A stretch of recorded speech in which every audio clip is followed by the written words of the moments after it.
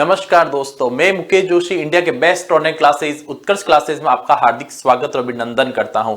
तो दोस्तों, जैसे कि आप देख पा रहे हो, हम बात करेंगे भारतीय संसद भवन के बारे में। हाल ही 28 मई 2023 को हमारे प्रधानमंत्री श्री नरेंद्र मोदी के द्वारा उद्घाटन किया गया था हमारे नए संसद भवन का। उसी पर हम थोड़ी सी विशेष बातों पर चर्चा करेंगे। क्या विशेषता हमारे नए संसद भवन की? सबसे पहले मैं बात करूंगा अगर संसद भवन के उद्घाटन की, तो जैसे कि आप देख पा रहे हो, इसका उद्घाटन जो किया गया था 28 मई 2023 को किया गया था। भाई क्या विशेष था 28 मई 2023 को? तो दोस्तों, आपको पता होगा हमारे वीर सावरकर मतलब कि विनायक दामोदर सावरकर की 140वीं जयंती थी इसी दिन, है ना, 28 मई 2023 को। तो वीर सावरकर के जन्म दिवस पर, है ना, इनकी जयंती पर से नरेंद्र मोदी के द्वारा हमारे नए संसद भवन का उद्घाटन किया जाता है। नए संसद भवन के निर्माण में कुल लागत कितनी आती, कितना खर्चा हुआ था भाई? तो इसमें लगभग हम कह सकते हैं 971 करोड़ रुपए इस पर खर्च हुए हैं। फिर आगे मैं बात करता हूं इसकी डिजाइन की। कैसा डिजाइन है? तो त्रिकोणीय।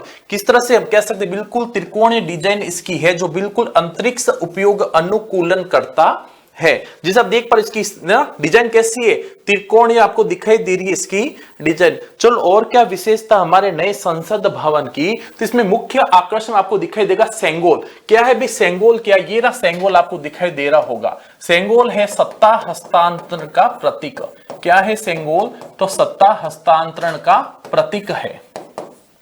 क्लियर भाई, ये सत्ता हस्तांतरण का प्रतीक है सेंगोल, जिसे राजदंड भी कह सकता हूं मैं, और क्या कह सकता हूं? धर्मदंड। ठीक है, इसको राजदंड या धर्मदंड कह सकते हैं, या न्याय धर्म भी हम इसे कहते हैं, जो सत्ता हस्तांतरण का प्रतीक है। कहा जाता है इसके पीछे कहानी है भाई, जब भारत को आजादी मिली थी उसी समय हमारे भारत के प्रथम प्रधानमंत्री श्री जवाहरलाल नेहरू श्री राजगोपालाचारी के पास जाते और पूछते हैं, भाई हमारे इस दिवस को, जब अंग्रेजों के द्वारा भारत को सत्ता का हस्तांतरण हो रहा है, उस दिन को विशेष बनाना और किस प्रकार इसको विशेष बनाया जा सकता है। तो उसी समय उनको ये सलाह दी गई थी कि जैसे कि चोल साम्राज्य में एक प्रथा थी, जब राजा नया राजा आता था उसे सत्ता का हस्तांतरण किया जाता, उस समय उनको एक सेंगोल दिया जाता था। क्या हम भी ऐसा कर सकते हैं? और उसी समय ऐसा किया गया था जब लॉर्ड माउंटबेटन के द्वारा हमारे भारतीय जनता को मतलब कि श्री जवाहरलाल नेहरू को सत्ता का हस्तांतरण किया जा रहा था, उसी समय सेंगोल प्रदान किया गया था। क्लियर है? ये जो सेंगोल है बेटा, अभी वर्तमान में हमारे जो लोकसभा भवन है, जो स्पीकर की सीट है ना, अध्यक्ष की सीट, उसके पास में इसको स्थापित किया गया है, जबकि पहले इलाहाबाद के म्यूजियम में था। चलो, जो हमारा नया संसद भवन है, इसकी नींव कब रखी गई थी, इसकी आधारशिला कब रखी गई? दिसंबर 2020 में रखी गई थी, वो भी हमारे नरेंद्र मोदी के द्वारा ही रखी गई। मतलब कि विशेष बात, श्री नरेंद्र मोदी के द्वारा इस नए संसद भवन की नींव रखी जाती है और उन्हीं के कार्यकाल में बनकर पूरा तैयार हो जाता है, उन्हीं के द्वारा इसका उद्घाटन भी किया जाता है। तीसरी बात में, इसका निर्माण किसके द्वारा किया गया था? जैसे कि हम पुराने संसद भवन की बात करते थे तो एडविन लुटियंस और हर्बर्ट बेकर के द्वारा उसका निर्माण किया गया था। और आज अगर बात करते हैं नए संसद भवन की, तो इसका निर्माण टाटा लिमिटेड द्वारा किया गया है। नए संसद भवन के उद्घाटन पर विशेष तौर पर ₹75 का सिक्का जारी किया गया है। कितने रुपए का? तो ₹75 का सिक्का जारी किया गया है। नए साल कई सारे प्रश्न बनने वाले हैं, जितने भी अब एग्जाम्स होने वाले हैं, चाहे कंपटीशन एग्जाम हो, सब में ऐसे प्रश्न आने वाले हैं। चलो नेक्स्ट, और क्या विशेषता हमारे संसद भवन की? तो इसमें सबसे पहले हम लोकसभा की बात करेंगे, जो कि भारत के राष्ट्रीय पक्षी मोर, है ना, राष्ट्रीय पक्षी मोर पर आधारित डिजाइन है। किसके? मोर पर आधारित डिजाइन है। आप देख पा रहे हो लोकसभा, ये रहा लोकसभा का चित्र, है ना। इस लोकसभा में आपको दिखाई दे रहा है मोर ध्वज।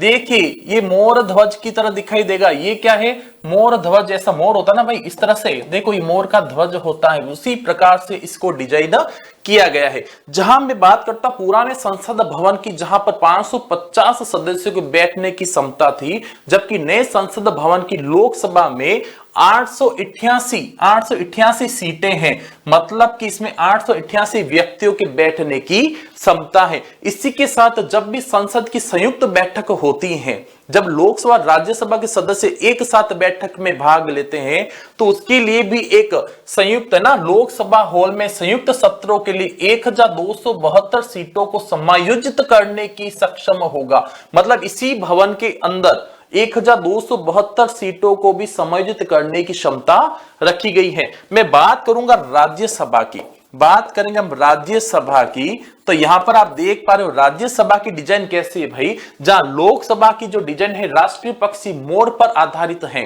और राज्यसभा की डिजाइन जो है राष्ट्रीय जो फूल कह सकते हो कमल है ना, राष्ट्रीय फूल जो हमारा कमल है उस पर बिल्कुल आधारित है। इसमें 384 सीटें, कितनी 384 सीटें हैं, जहां पुरानी लोकसभा राज्यसभा के अंदर जहां पर हम कह सकते हैं 250 सदस्यों के बैठने की क्षमता थी, और नए संसद के राज्यसभा के अंदर 384 व्यक्तियों के बैठने की क्षमता है। पुराने संसद भवन के विपरीत नए परिसर में सेंट्रल हॉल नहीं है। जब पुराने संसद भवन में सेंट्रल हॉल था, जबकि नए संसद भवन में सेंट्रल हॉल नहीं है। आगे बात करते और इसमें विशेष बात क्या है, तो हम बात करेंगे इसकी सुरक्षा की। हम बात करते हैं कि नए संसद भवन को किस प्रकार से सुरक्षित रखा गया है भूकंप के झटकों से। तो यहाँ पर जोन 5 में मजबूत झटके सहन करने के लिए इसको मजबूत किया गया है, मतलब मैं कह सकता हूं Z+Z की सुरक्षा इसको दी गई है। नए संसद भवन जो है वो हरित निर्माण, देख पा रहे हो किस प्रकार से, तो हरित निर्माण सामग्री का इसमें उपयोग करते हुए बिल्कुल पर्यावरण के अनुकूल प्रथाओं को ये अपनाता है। अब बात आती है सेंगोल, क्योंकि सेंगोल को लेकर भी कई सारे अच्छे अच्छे प्रश्न बन सकते हैं, तो हम बात सेंगोल पर भी करेंगे। तो आप देख पा रहे हो यहां पर सेंगोल को सबसे ऊपर क्या है, सेंगोल के यहां पर कह सकते हैं नंदी बेल। क्या है? नंदी बेल, भगवान शिव है ना, भगवान शिव का प्रतीक क्या है, नंदी बेल आपको दिखाई दे रहा है यहां पर। तो ऐतिहासिक राजदंड सेंगोल जो है वो स्पीकर कौन से, लोकसभा स्पीकर की बिल्कुल सीट के पास में रखा गया है। अब से पहले कहां पर था, अब से पहले इलाहाबाद के म्यूजियम में था बेटा, है ना। अब इसको कहां पर रखा गया है, तो लोकसभा अध्यक्ष की बिल्कुल सीट के पास में इसको स्थापित किया गया है। और भारतीय जवाहरलाल नेहरू को प्रदान किया गया था किस समय, जब भारत आजाद हुआ था। जब भारत आजाद हुआ था उसी समय हमारे प्रथम प्रधानमंत्री श्री जवाहरलाल नेहरू को ये ब्रिटिश से भारतीय जनता को हस्तांतरण का प्रतीक के रूप में हस्तांतरित किया गया था, उनको दिया गया था। सेंगोल क्या बेटा, तमिल शब्द सैम्य से उत्पन्न हुआ है, जिसका अर्थ होता है न्याय धर्म। जिसका अर्थ क्या होता है, न्याय धर्म, मतलब कि न्याय ही क्या है, सर्वोच्च धर्म है। फिर आगे हम बात करते हैं तमिल परंपरा की, तो उसके अनुसार जब नया राजा सत्ता संभालता था, मतलब कि एक राजा से दूसरे राजा के हाथ में जब सत्ता का हस्तांतरण किया जाता था, तो उसी समय जो उच्च पुरोहित होता था उस राजा को एक सेप्टर प्रदान करता था। इसी प्रकार से सेप्टर प्रदान करता था, मतलब कह सकते हैं चोल राजवंश से हमने बिल्कुल इसको हम प्रेरित हुए हैं, और उसको ही देखकर इस तरह से कार्य किया गया है। और थिरुवदुथुरै आथीनम, ये वर्तमान तमिलनाडु के मशहूर धार्मिक संस्था के मुखिया हैं, इनको ये अधिकार प्रदान किया गया। नेक्स्ट बात करता हूं, सेंगोल को कहां तैयार किया गया भाई, सेंगोल कहां तैयार किया गया था, कब, जब भारत आजाद हुआ था, जब इसका निर्माण किया गया सेंगोल को, उस समय इसको कहां बनाया गया था, तो पूरे मद्रास के एक ज्वेलर है वुम्मीडी बंगारू चेट्टी, कौन है, वुम्मीडी बंगारू चेट्टी के द्वारा इसका बनाया गया था। इस सेंगोल की ऊंचाई कितनी भाई, 5 फीट है। कितना ऊंचा है, 5 फीट, मतलब कि विशेष बात आती है इसकी ऊंचाई की, कितना लंबा, 5 फीट ऊंचा। सबसे ऊपर क्या है, नंदी बेल है, सबसे ऊपर क्या है बेटा, नंदी बेल है। क्या है, नंदी बेल, ठीक है। तो नंदी बेल, इसकी ऊंचाई कितनी है, 5 फुट ऊंचा है। इसके शीर्ष पर क्या है, नंदी बेल बना है।